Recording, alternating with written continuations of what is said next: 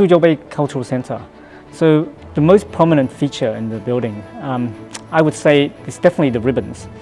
So the building is actually made of two buildings, and there's this very prominent long span ribbon features that cross over, intertwine, and then they actually wrap around the building all the way in the elevation.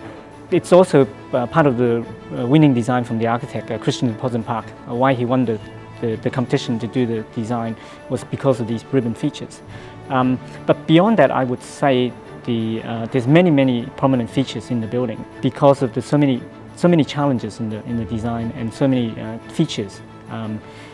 For example, if we look at a conventional opera house, you would have probably half the amount of floor area compared to this opera house. So it's by far much larger in volume. As an example, we had floors above the opera house for rehearsal, for preparation rooms.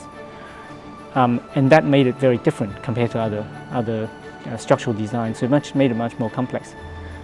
Another thing is that we actually had a lot of different spaces because of the different halls. So the architecture is able to actually combine the space together, but for the structural engineering it's very difficult to address because you have different spaces, you have different structure which is not continuous.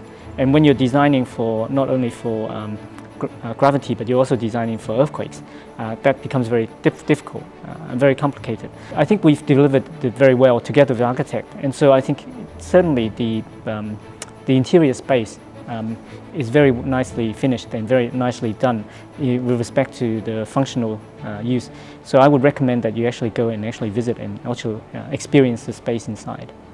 The architectural design was very 3D, so the whole thing was actually because of the form and also the shapes, the rooms, the halls, the volumes. The whole thing was very 3D, so you couldn't actually do the design in conventional 2D.